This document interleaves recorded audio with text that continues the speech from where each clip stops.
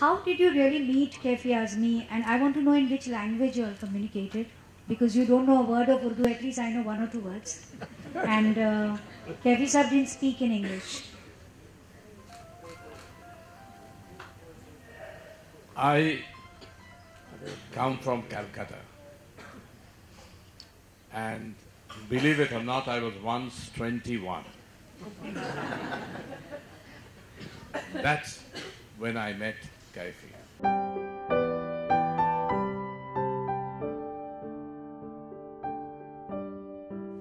I was a poet at 21. I had done about 15 books by then. And among other things, I had an audience who would listen to me rather rapidly in those days. Because poetry meant something to the people of Calcutta.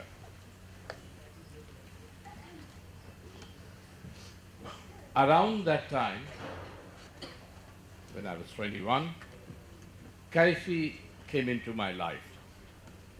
I met him in a mushaira. For some strange reason, I used to be invited to at various mushairas where I would speak my poems. And Kaifi was the star of that particular mushaira.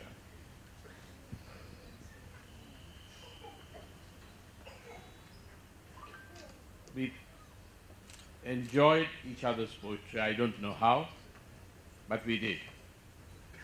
Bhavana is not particularly accurate when she says, I don't know Urdu. I don't know a word of Urdu. I was at that time, when I was 21, married to a young lady who only spoke Urdu. So I had no option but to try and understand what she was saying, if nothing else. So I managed to communicate with Kaifi, and he managed to communicate with me. My inadequate Urdu and his faltering English met somewhere. And our poetry reached out and crossed languages to reach the audiences out there, who were in thousands. And it always amazed me why a huge Bengali audience would be listening to Kaifi or listening to me, both of us not reading poetry in Bengali. But we understood the magic and the power of this when in a few months of our friendship, and I would consider my friendship with Kaifi as, I would consider Kaifi as my best friend ever.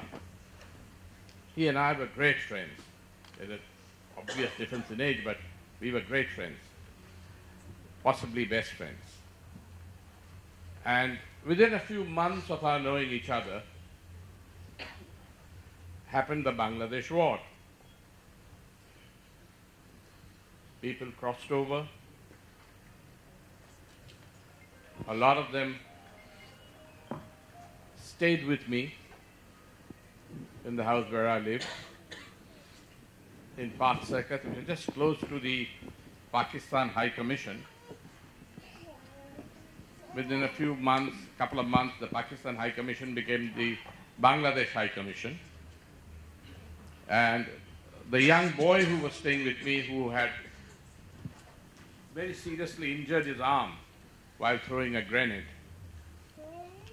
fell in love with the Bangladesh High Commissioner's daughter, who was formerly the Pakistan High Commissioner.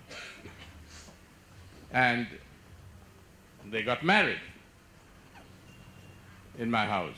So I had the whole Bangladesh cabinet out there. Kaifi was always there.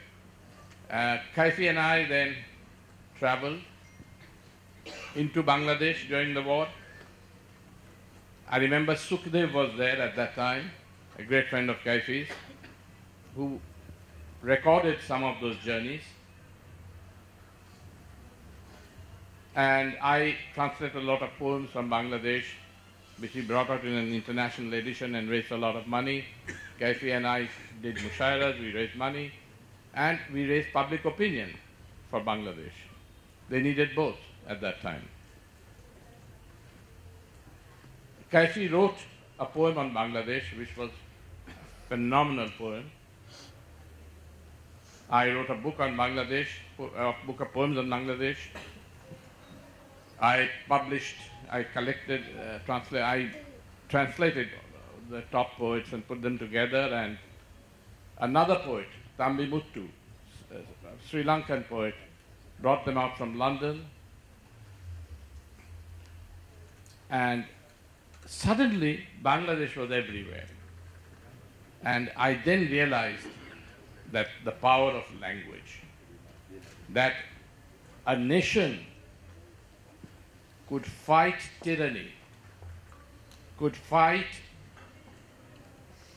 an oppressive regime just because its students refused to give up their love for their language.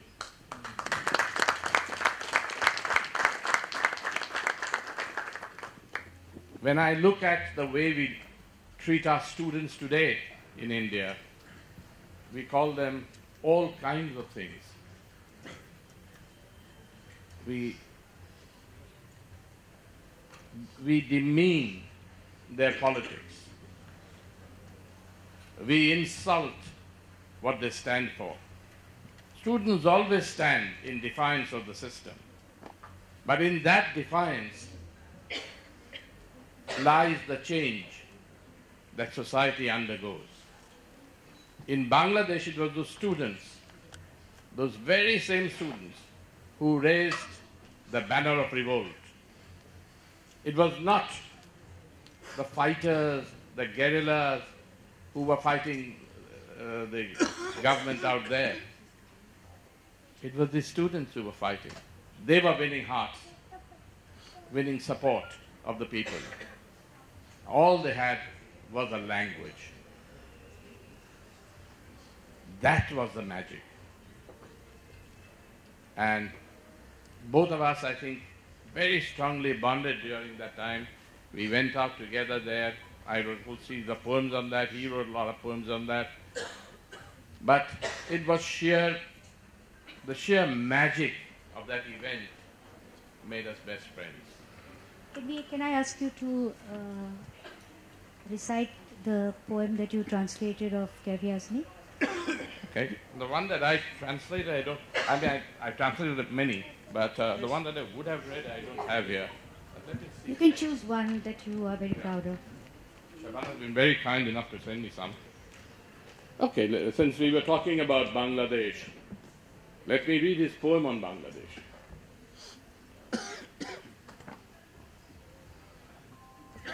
I am not a country that you can set me ablaze. I am not a wall you can raze to the ground, nor a frontier you can obliterate. This obsolete map of the world spread before you on the table is only a maze of wavered lines. How can you find me here? How can you find me here? I am the passion of the obsessed, the deathless dream of the oppressed. When man bleeds his fellow men, when exploitation crosses all limits and tyranny breaks all bounds, I suddenly appear in one corner. I had eyes within some heart. You must have seen me before, sometimes in the east and sometimes in the west, in cities and in villages where there are people, or even in the wilderness.